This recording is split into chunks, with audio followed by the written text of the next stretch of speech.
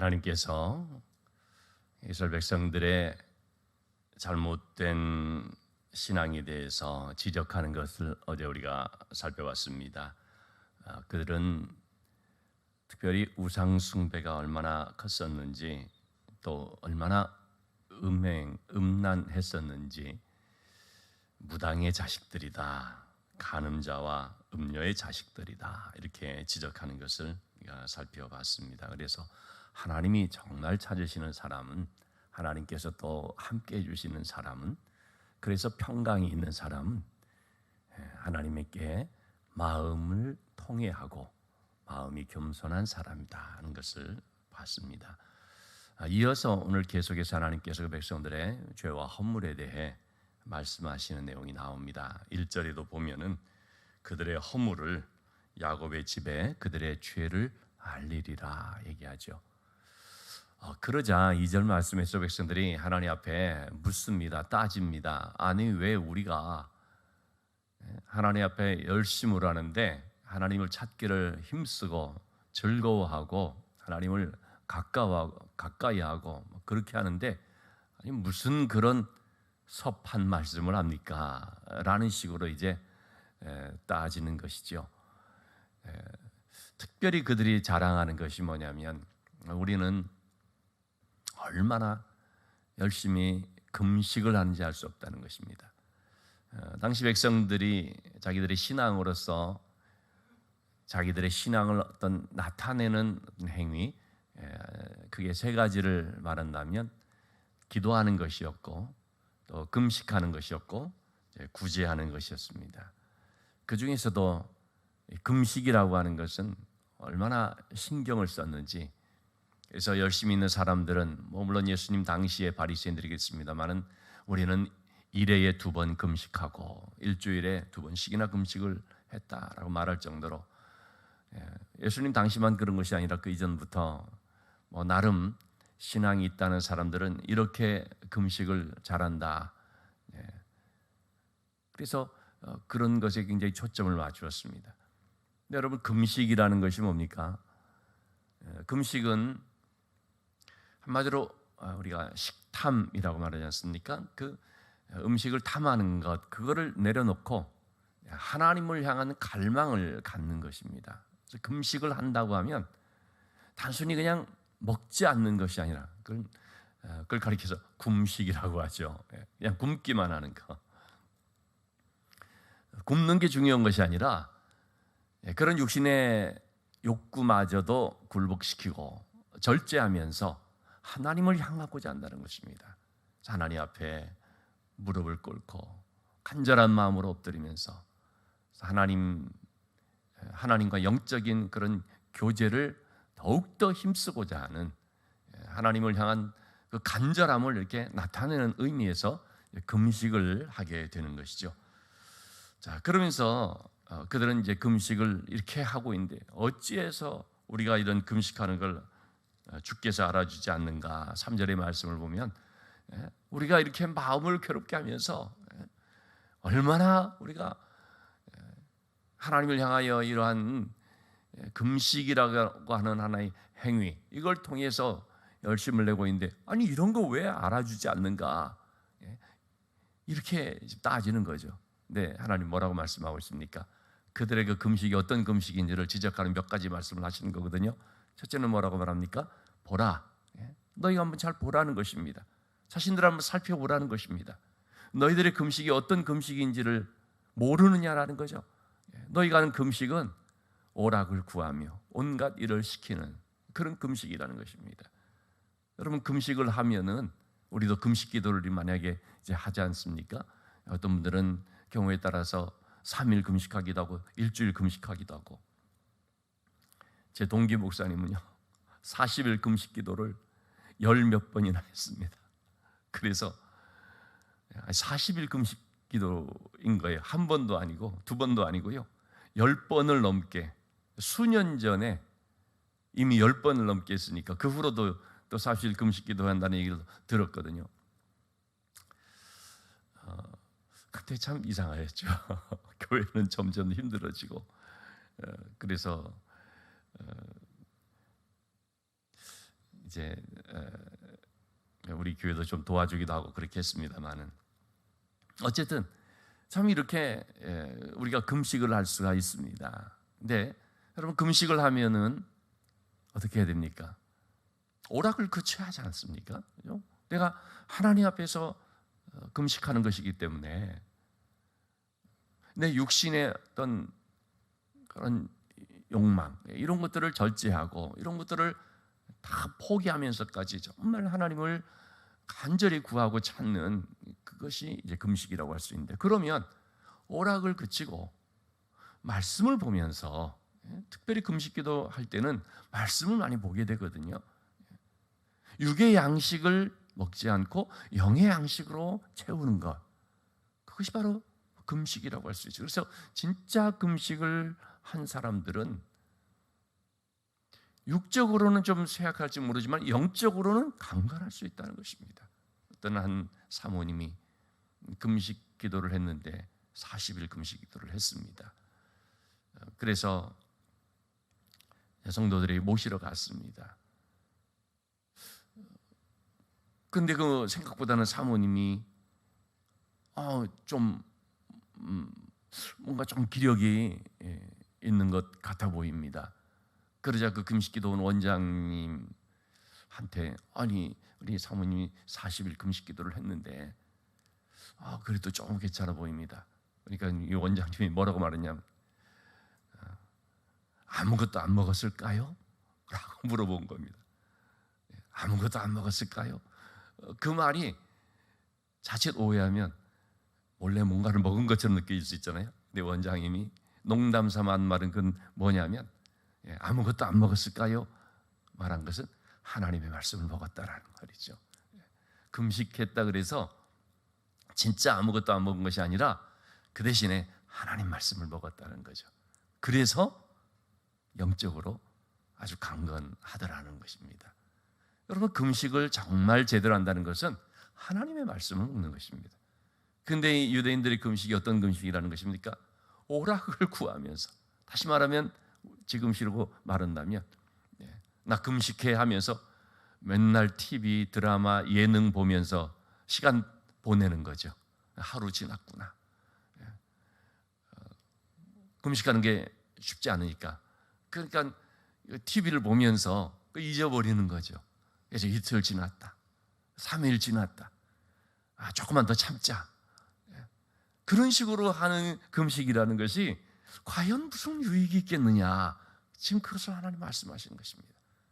또 금식을 하면서 오락을 이렇게 구하면서 하고 또 다른 사람들을 시키는 것입니다. 뭐 하다못해 집안 청소를 해야 되는데, 아니면은 마땅히 자기가 또 해야 될 것들이 있지 않겠습니까? 그런데 전혀 이제 손가락 까딱하지 않으면서 뭐라고 합니까? 나 지금 금식 중이야. 그러니 네가 해, 네가 좀 해줘. 다른 사람을 시키는 것입니다. 금식이라는 하나의 그런 명목을 가지고 다른 사람을 또 고되게 만들어버리고, 나 금식하니까 나머지 다 알아서들 해, 이런 식으로 이제 돼버리는 것이죠. 참, 그러니까 이 금식이라는 것이 덕을 끼치고 다른 사람에게 유익을 주는 것이 아니라 민폐를 주게 돼버리는 것입니다. 참, 그런 점에 있어서 우리가 금식 기도를 한다든지 할 때에, 여러분, 그래서 이 금식 기도를 만약에 우리가 하게 되지 않습니까? 그러면 먼저 그만큼 기도로 준비를 해야 됩니다. 하나님이 금식 기도를 잘 마칠 수 있게 해주십시오가 아니라 은혜스럽게 할 수 있게 해달라고 기도해야 됩니다. 그렇지 않으면 이게 또 오히려 다른 사람한테 덕이 안 되어버릴 수 있는 면이 있다는 것입니다. 지금 이들의 금식이라는 건 한마디로 뭡니까? 보여주기식의 금식이 되어버리는 거죠. 근데 기도하면 금식한다 그러면 저분이 신앙이 좋은가 봐, 이런 식으로 티가 나기 때문에 이게 금식이라는 것이 자기의 자랑이 되어버려서 하나의 그런 도구로 삼는 것입니다. 바리새인들이 그렇게 했죠. 그래서 주님 뭐라고 말했습니까? 마태복음 6장 16절에서 너희가 금식할 때 어떻게 하라고요? 얼굴에 기름을 바르고 흉한 얼굴로 하지 마라.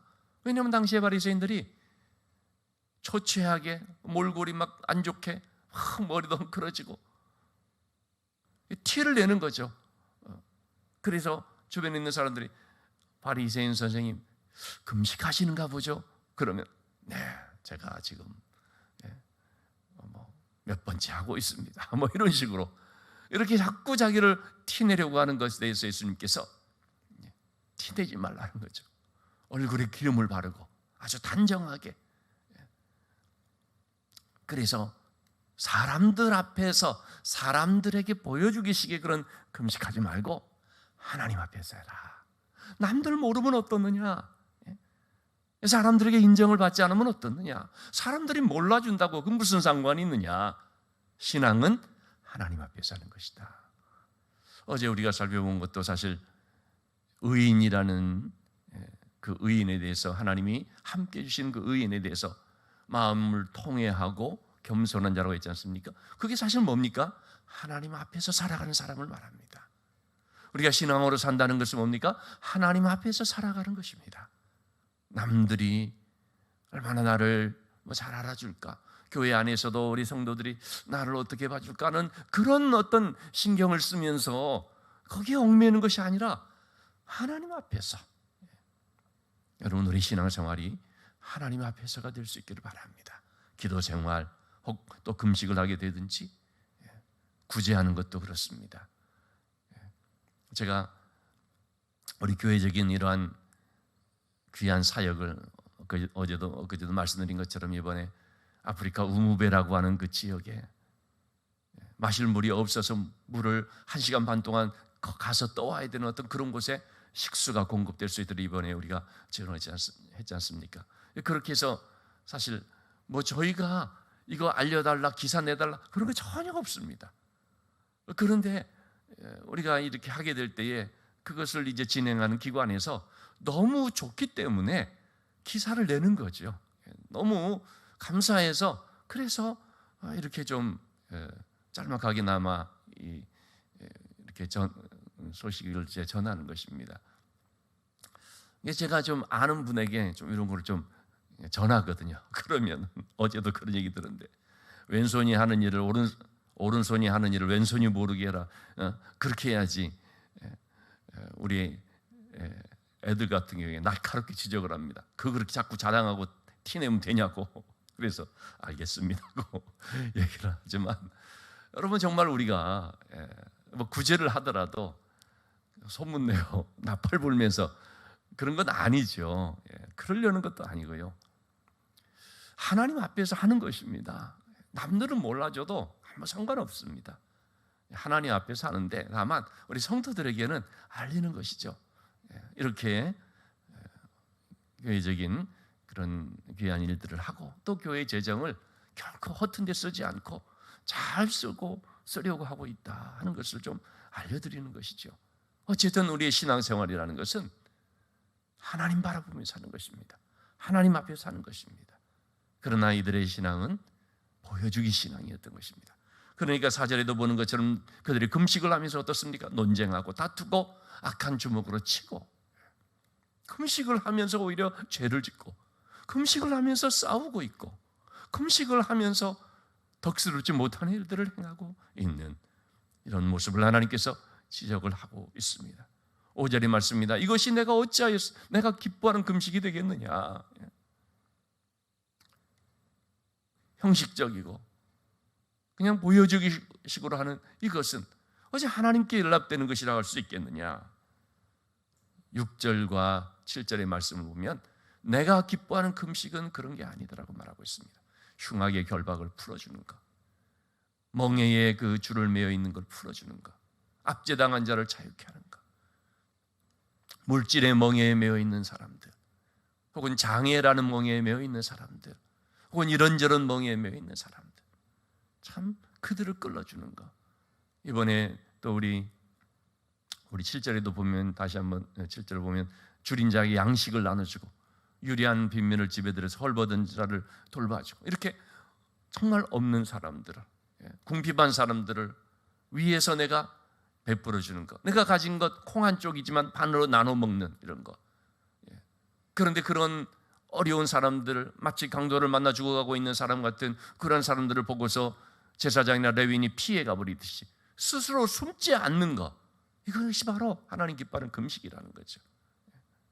이번에 또 우리가 장애를 갖고 있으면서 거동이 안 되는 그런 분들을 위해 전동 휠체어를 이제 몇 대 기증을 지원을 합니다. 500만 원을 단 들여서 이렇게 지원을 합니다. 이번 주에 그 소식이 이제 오게 될 텐데요. 이러한 것들이 뭡니까? 장애에 매여 있고 또 장애자라고 그런 것이 아니라 너무나 이 휠체어, 전동 휠체어, 요즘은 그냥 휠체어가 안 되거든요. 전동 휠체어를 해야지 생활이 이게 제대로 오가고 할 수 있으니까.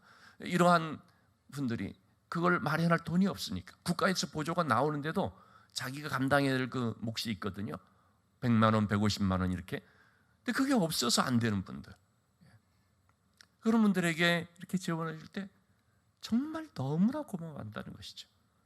이런 것들이 뭡니까? 멍에 매여 있는 줄을 끌어주는 것입니다. 금식을 한다고 하면서 그렇게 덕스럽지 못하는 것이 아니라 하나님이 기뻐하는 금식, 매여 있는 자들, 궁핍한 자들, 그러한 자들을 생각하고 돕는, 이것이 바로 하나님께서 기뻐하시는 금식이 아니겠는가 말해주고 있습니다. 자, 그럴 때의 8절의 말씀입니다. 여호와의 영광이 너의 뒤에 호위하리니. 하나님 그런 사람들에게 은혜의 빛이 나타납니다. 그 은혜의 빛이 나타나는 것, 그것은 그들 안에서 빛이 나오는 것이 아니라 하나님의 영광이 그 뒤에 딱 호위를 해주니까, 그러니까 빛이 나오는 것입니다.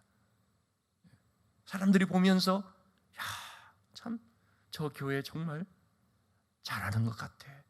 그럴 때 그것이 하나님의 영광이 함께 해주시기 때문에 나타나는 빛인 것이죠. 9절 말씀에도 보면은 내가 부를 때 마야오가 응답하겠고, 그러한 하나님 앞에서 덕을 끼치며 하나님의 은혜를 전하는 삶을 살게 될 때 하나님께서 기도의 응답의 축복을 주신다는 말씀을 지금 하고 있습니다. 너희가 부를 때 내가 여기 있다 할 것이다. 특별히 11절의 말씀 보면 하나님이 너를 항상 인도하여서 메마른 곳에서도 내 영혼을 만족하게 하고 너의 뼈를 견고하게 하리니 너는 물된 농상 같겠고 물이 끊어지지 아니하는 샘 같을 것이다 말씀합니다. 여러분, 이렇게 하나님 앞에서 바른 신앙생활할 때 하나님만을 바라보면서 정말 간절히 하나님을 찾으면서 오직 사람의 눈을 의식하는 것이 아니라 하나님만, 그래서 하나님 앞에서의 이런 신앙생활을 하게 될 때 바로 그러한 사람들이 하나님의 인도를 받게 되는데 항상 인도해 준다고 약속하고 있습니다. 하나님이 인도해 주시면 어떻게 됩니까? 메마른 곳에서도 우리의 영혼이 만족함을 얻습니다. 하나님이 인도해 주시면요, 먼저 우리의 영혼에 만족이 있습니다. 우리의 영혼에 기쁨이 충만합니다. 우리의 영혼에 성령의 은혜가 흘러넘치는 것입니다. 하나님 앞에서 신앙생활할 때 하나님만 바라보면서 하나님 기뻐하시는 신앙의 삶이 될 때에 이렇게 어려운 이웃들을 돕고 궁핍한 자들을 외면하지 않고 내가 가진 그것을 위해서 그것을 드리면서 할 때, 여러분 항상 이러한 섬김에는 반드시 자기 희생과 대가가 지불된다고 했지 않습니까? 그 자기 희생과 자기 헌신과 대가라는 걸 지불하면서 이렇게 하나님을 섬기는 마음으로 또 이웃을 사랑하고 섬기게 될 때에 반드시 하나님께서 함께해 주셔서 영혼을 만족하게 주신다는 말씀을 우리가 기억하십시다. 뼈를 견고하게 해주신다고 했습니다. 육신의 삶도, 또는 뼈라고 하면 뭡니까? 어떤 토대라고 할 수 있지 않습니까? 우리의 어떤 삶의 토대, 우리의 몸의 어떤 뼈와 같은 이 모든 것들도 하나님께서 견고하게 해주신다고 했습니다. 그래서요, 항상 하나님의 은혜가 흘러넘치는 그 은혜의 생명수가 끊이지 아니하는 물된 동산 또는 넘쳐 흐르는 샘 같을 것이라고 했습니다. 여러분, 우리의 삶이 물된 동산 같은 삶이 되기를 원합니다. 우리 교회가 은혜의 생수가 늘 흘러넘치는 하나님의 생수가 저장된 물된 동산.